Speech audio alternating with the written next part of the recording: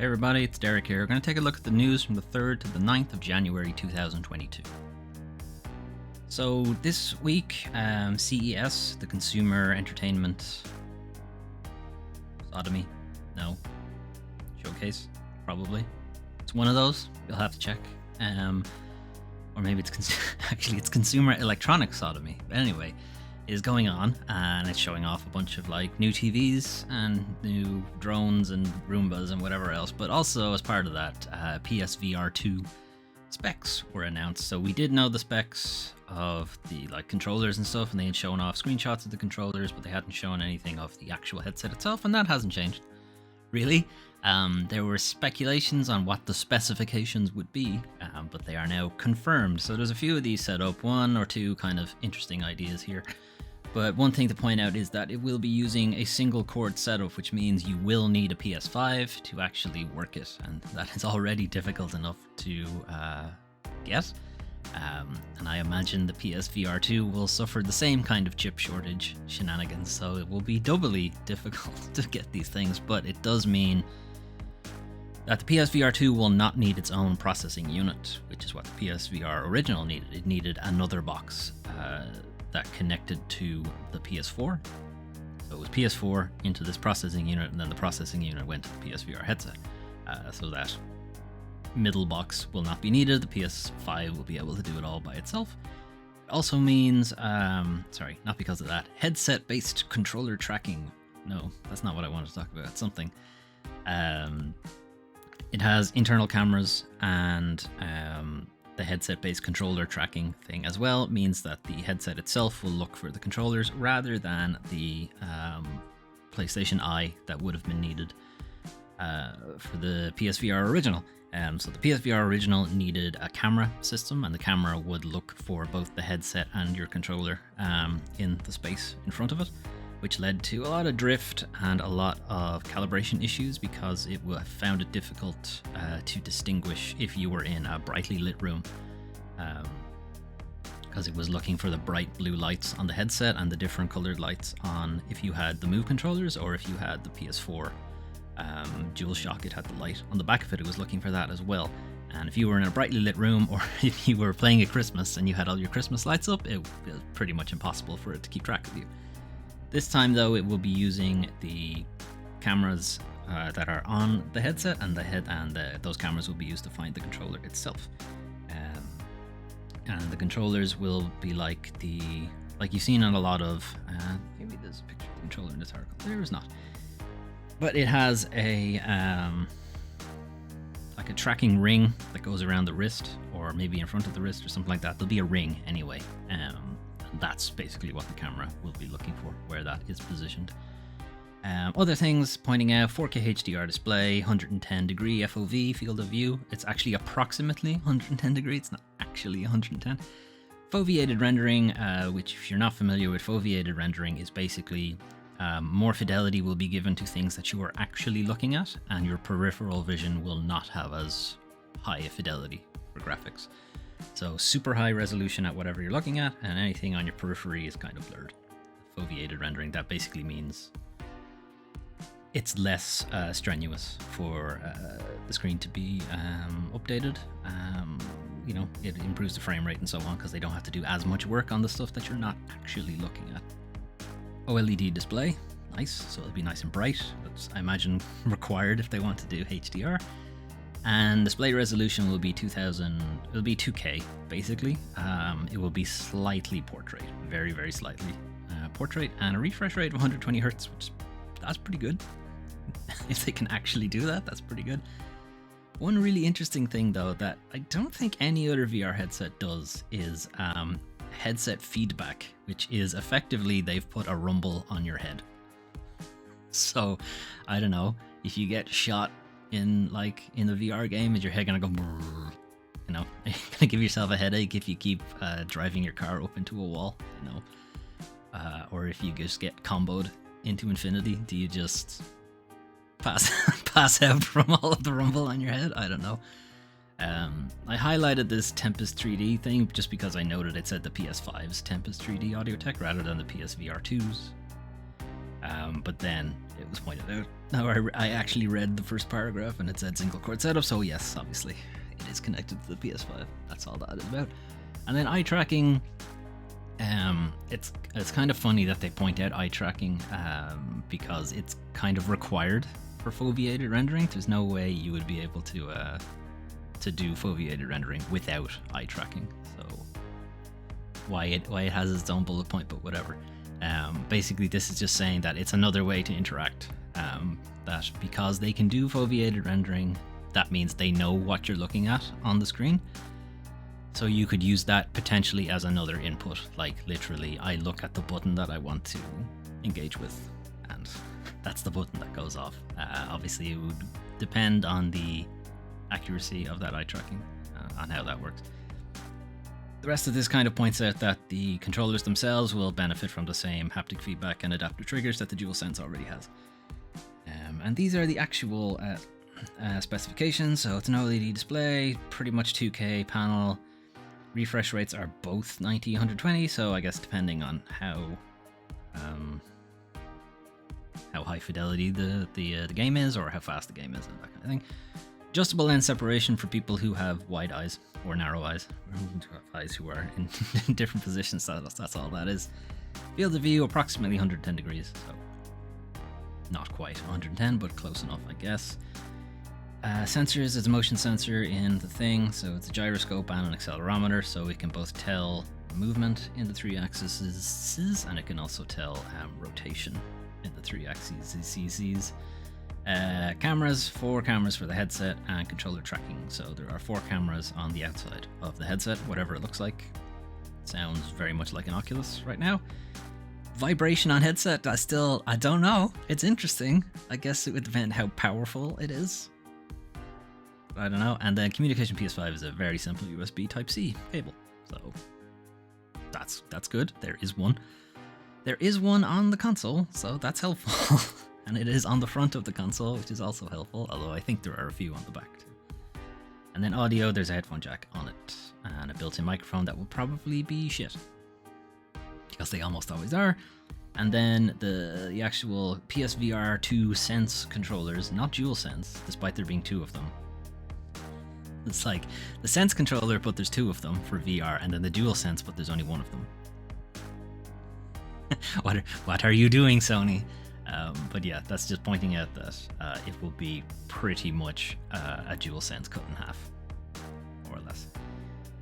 And then to go along with it, there of course have to be games, because what's the point of having a VR headset if there isn't a game for it? So Horizon Call of the Mountain was announced as part of CES. Now this is a 2-minute trailer, but about 1.5 minutes is just this guy talking.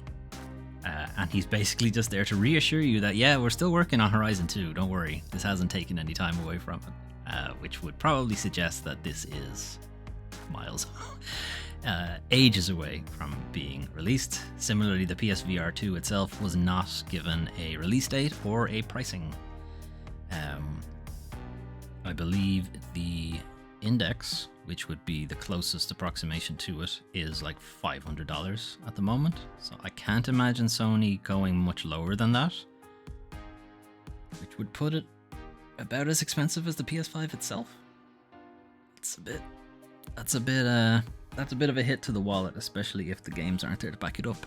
Also not mentioned is whether or not it is backwards compatible with other PlayStation VR games.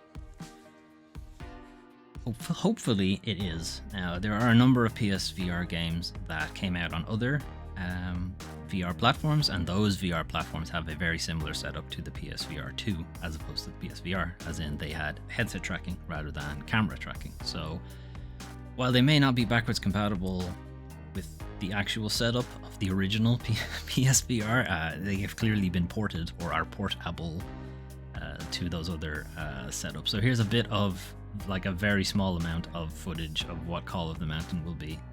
Guerrilla themselves, the developers of Horizon and of this, have said that it will be an experience rather than they used the word experience, we'll say, rather than the word game. So chances are it's probably not going to be like heavily in-depth thing. Although at the same time, when they were describing how the Sense controllers would work, they did specify like bow and arrow, which if you played Horizon would know that that's a pretty big part of that game. So maybe there'll be some gameplay in it. Who knows? Right. So some updates and like kind of PSAs more than anything else. Awesome Games Done Quick starts this weekend, and actually by the time you are watching this, it has already started. It would have started yesterday on the 9th of January. It's running from the 9th to the 16th, so it'll run for a week and a bit. Yes, that's how numbers work. And yeah, there'll be some fun speed runs done at that, and some interesting challenge runs and stuff like that. One to particularly look out for is a blindfold run of Sekiro Shadows Die Twice, which is insane. How you can play that game blindfolded, because that game is so fucking hard. Anyway, so that's running. You can check them out on their Twitch channel, Games Done Quick, over on Twitch, or if you wait, the VODs will be up on their YouTube channel as well. And then, probably not surprising, ESA has cancelled in-person E3 for 2022, so there won't be an in-person E3, as I believe there wasn't one last year, but how many of us were ever in person for E3? So is that really a big deal? E3 has always been a virtual event, as far as I'm concerned. So, not a huge change for the vast majority of people interested. But I guess for like industry people, they don't have to set up a booth and, you know, fly everybody over there and get hotels and so on. So really, it's probably for the best that it's not in person. Although it does mean you won't get the, you know, the big crowds for the press events for like Microsoft's and Sony's and whoever. Assuming they're even doing them, because a lot of them haven't been doing them. They've been doing them on their own schedule. But anyway. Now would be the time where we look at new releases, but there aren't any because it's still just after Christmas and nobody wants to release any games right after Christmas because nobody has any money. So Deep Rock Galactic is out on PlayStation 5, so has lost its timed exclusivity, whatever it was on before that, and the Pedestrian is out on Xbox, so that has lost its timed exclusivity on PlayStation. But other than that, nothing new that I care about. Let's put it that way. Like, there are always new games coming out, but nothing that I personally give a shit about. So let's put it that way.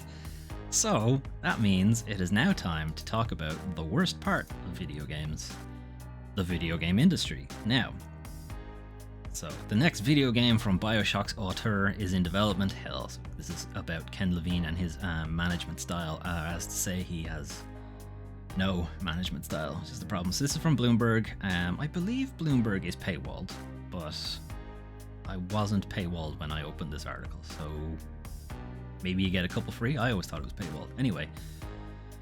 So, Ken Levine, if you're not familiar, is the creative director behind BioShock and System Shock 2. So that'd be System Shock 2, BioShock, and BioShock Infinite, not BioShock 2. Somebody else did that.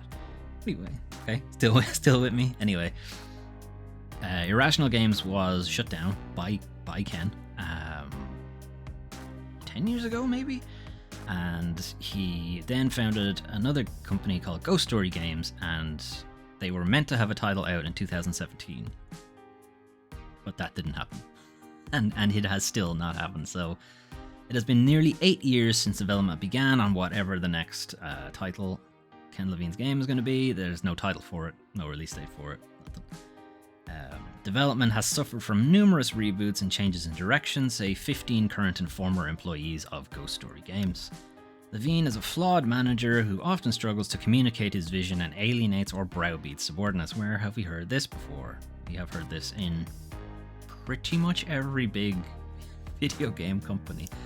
But later on, we're going to see that it has a big smack of BioWare off it. Some of the jokes around the office is that in order to get something actually done, people would have to engage in Kenception, like, so incept Ken Levine and make it think it was his idea so that things actually get done, which suggests he does not have any interest in other people's ideas, which is not a good idea for a collaborative process like video game development. Anyway, some of former employees say the lack of oversight, so the lack of oversight from Take-Two, who'd be the parent company. Take-Two bought Irrational Games just after System Shock 2 came out, I think. Before Bioshock. I think Bioshock was the first game that Irrational made for Take-Two. I think.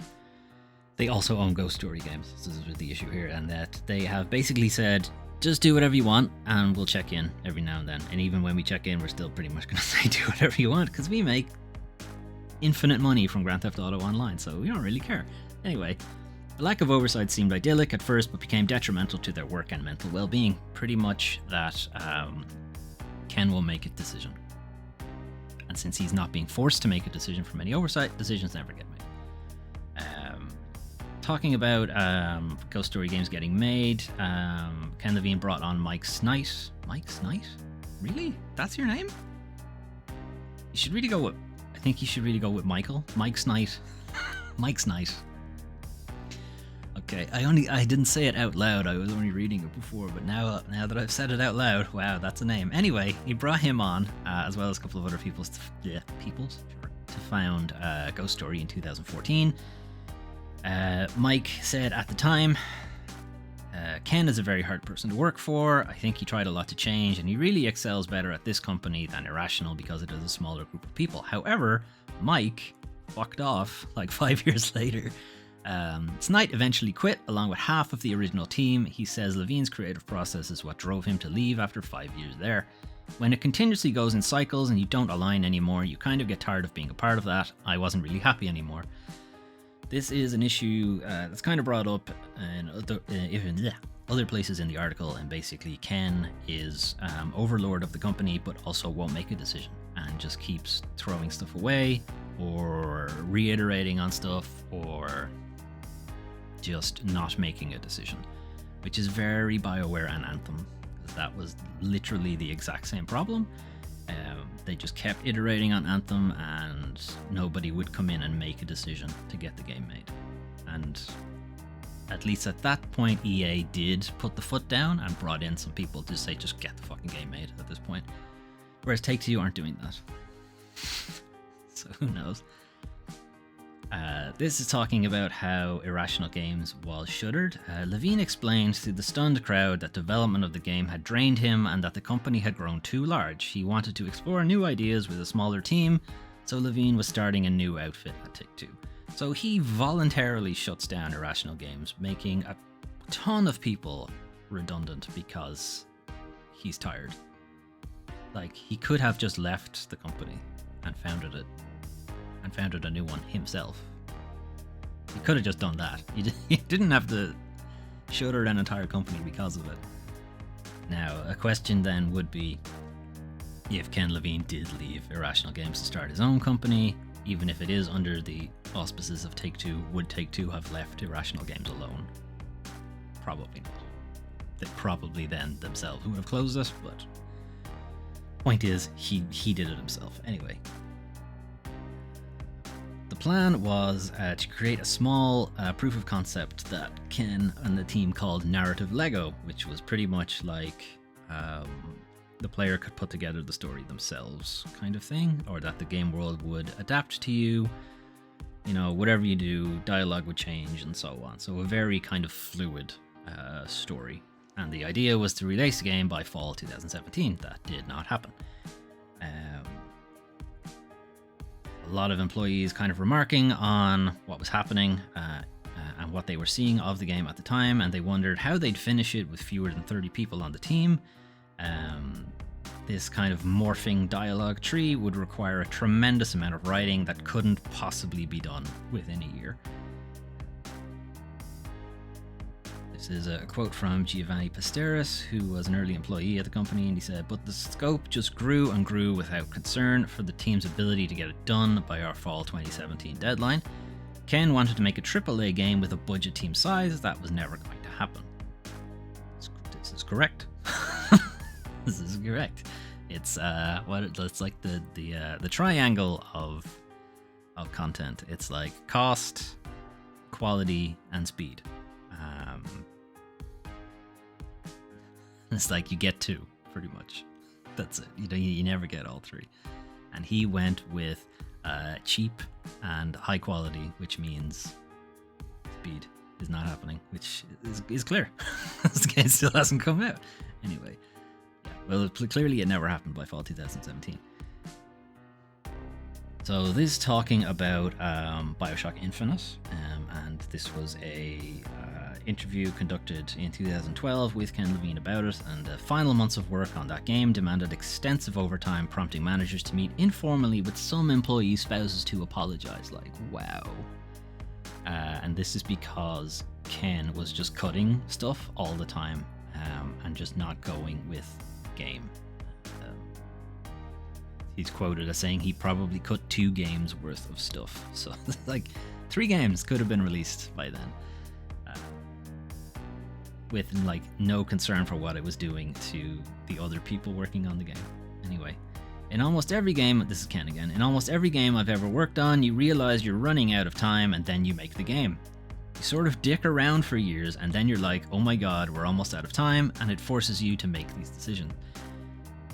He's not being forced to make decisions, is the problem here, which means the game will probably never get made. Time never seems to run out at the new studio. Former staff say the constant changes were demoralizing and felt like a hindrance to their careers. Employers forbid artists from including assets in their portfolios until the game is unveiled publicly, leaving job seekers to awkwardly justify why they had nothing to show for their last few years of work. So this is an issue when the game that you're working on either never comes out publicly, which means you can never actually put it in your portfolio, in your CV, whatever, your resume, depending on where in the world you were from. So you don't have anything to show for your work. Like, you worked for this company for this amount of time. What did you do there? Can't tell you. NDA. That's not great.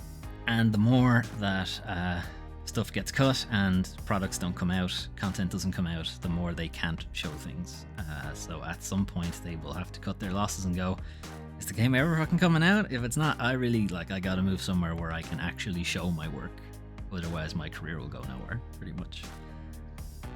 The type of game being explored does not match well with the creative process being used. So this is an issue here, is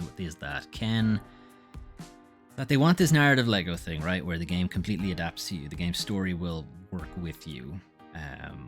So you could effectively have a unique experience, potentially, depending on how many permutations they have, which obviously is going to massively expand the development time, but whatever. But then Ken also wants to fine-tune every single event that comes across to make it like a cinematic kind of thing. And the problem is that kind of adaptive thing where the game will just adapt to you does not work if you are trying to tell a cinematic story. The two of them don't go together. They don't work correctly. You got to do one or the other, otherwise it's not really going to work. And that's what Andres Gonzalez is saying here. The type of game being explored, this kind of morphing narrative kind of thing, does not match well with the creative process, and the creative process is fine-tuning every single scene. It's not going to work. Those who worked with Levine say his mercurial demeanor caused strife. Some who sparred with Levine mysteriously stopped appearing in the office. Former staff say Some who sparred with Levine mysteriously stopped appearing in the office, former staff say. When asked, managers typically described the person as a bad match and said they had been let go. Worked there. Others simply quit.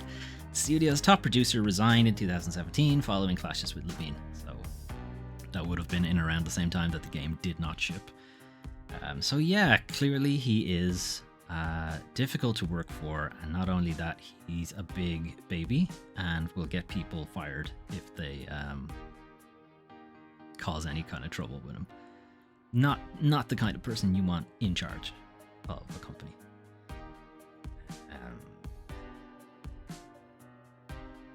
I think the rest of the article is just more or less summing it up, and that Take-Two don't particularly care because they see it. They see, one, that Ken's pedigree from, or legacy perhaps, from System Shock and Bioshock means he is a bullet point in their like investment portfolio where they can ship around to people. Hey, we got this guy. He might make something good anytime soon. Don't look too close to that. And also, because it's a small team, their overheads are probably pretty small, and it's probably made up for by like a week of Grand Theft Auto Online. So Take-Two can probably just let this run indefinitely, and Ken will like maybe eventually give them a new, well-liked franchise and so on. Potentially. Anyway, moving on. Raven Software strike continues as staff report no response from Activision management. Now, they did respond to somebody. But anyway, original story. Raven Software employee strike enters its third week. Staff claim Activision Blizzard's leadership has not been in touch. So with this is a consequence of Activision letting a bunch of Raven Software's QA go right before Christmas. These would have been people, one, they didn't tell them about it ahead of time. They were actually told they were getting permanent positions, and then were instead fired or let go, whatever phrasing you want to use there. Some of these people were also asked to relocate to the company. I forget where they're based now, but they were asked to relocate to Raven Software to be on site. Were given no help with relocation and then let go. It's like, thanks, you made me move somewhere else where I don't know anybody, and then you fired me. Cheers. Anyway, this is coming from ABK Workers Alliance, which is a potential union for ABK, Activision Blizzard King. Any communication from leadership about their singular demand, all members of the Raven QA department must be offered full-time positions, including those who were let go. So that is the ABK Workers Alliance demand to Activision management, and Activision management have said nothing about this. We have emphasized that our demonstration is done with the best interest of the studio. The downsizing of the Raven QA department without input from anyone within the department is concerning to us and others throughout the company. In the interest of making positive changes for Raven, we would like to reach out to leadership to discuss the current situation. So basically, you just came in, swung your big dick around, and fired a bunch of people, and didn't actually ask the company if they wanted, if that was something they were even interested in. So Activision got back to games industry. I don't think they actually got back to the people demonstrating, but whatever. To say that Raven Software's management has been speaking to employees. So that's Raven Software's management, not upper echelon Activision. Activision is deeply committed to the well-being of all of our teams, including our QA workforce, citation needed. Especially since you fired a bunch of them before Christmas, right after telling them they were going to get a permanent position and having them move all the way out there. Fuck you very much. Okay.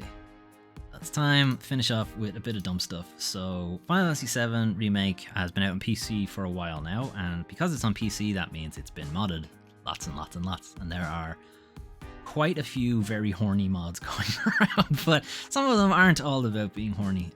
So this one is kind of interesting, and this person has tried to take the Final Fantasy VII OG fixed camera and like apply it to the remake. So they've got some like side-by-side shots here, kind of trying to do a pseudo turn-based thing here. So the Final Fantasy VII Remake is entirely real-time. There's no turn-based stuff, and even Final Fantasy VII was the original was sort of real-time, not quite. You basically had a timer on when you were allowed to attack. So you didn't necessarily take it in turns. You could just go when your timer was up or ready, whatever. So they've adapted the PC version to have the fixed camera angles of the original Final Fantasy VII, which is one, pretty impressive that you could do that anyway, but two, damn, that's a good shot. I have been putting off playing this for I don't know how long. Well, I've been putting off playing it since it came out, I suppose, and I don't know what is holding me back, because it's like my favorite game, the original, and I don't know, something is preventing me from playing it. I don't know what it is. It's probably the big sad. Anyway, I think this cool kind of side-by-side stuff that they have is just kind of highlights, like the remake versions of these scenes. Like they're like really good, and the camera angle just really enhances it. Like, look at that. That's amazing. Side by side stuff. It's pretty cool. It's pretty cool. Anyway, that was the news for the 3rd to the 9th of January 2022. Again, not a whole lot happening. Most companies, either journalists or developers, PR people and such, are only really getting back to work this week. It'd be pretty slow going for a lot of them. Getting the winter break lethargy off or whatever, and plus, again, nobody has any money really right after Christmas, so they're not interested in bringing out games for people to buy, because who could buy them because they have no money. So that's that. On the channel, I myself have been trying to throw off the winter break lethargy, which is why there was pretty much no content this week. So anything that was upcoming last week is still upcoming this week, because I haven't got around to doing anything. I am planning on doing a kind of look forward at the games for this year. So games coming out in 2022 that I personally care about. Again, there are many games coming out. I don't care about the vast majority of them, to be honest, but I'll be looking into some of the games coming out this year, and I am planning to do it as a live stream, so that if anyone wants to come by, we can, like, discuss some of the games coming out and why I'm wrong for looking forward to this game, or games that I'm wrong for not caring about, or whatever. Or perhaps, maybe I'm right about something. It could happen. Anyway, so I'm planning to do that either Tuesday, Wednesday evening, Irish time, probably 7 p.m. or something like that, right after I've had my dinner, pretty much. Check out Twitter. It's under my face somewhere. You can find me there, DoomTrain5. That's where I am, and it'll be on Twitch, which is also DoomTrain5. You can find me there too. Yeah, so keep an eye on Twitter for an exact day. It will probably be the Wednesday. It will probably just be the Wednesday. But yeah, check that out if you want. Otherwise, there's upcoming videos and shit. I'm sure you can see the next. It's on with this side. I forget if this camera's mirrored. It's on one of those sides anyway. You can check that out. Cool. Thanks for watching anyway. And maybe I'll see you on Wednesday or Tuesday or whatever. See ya.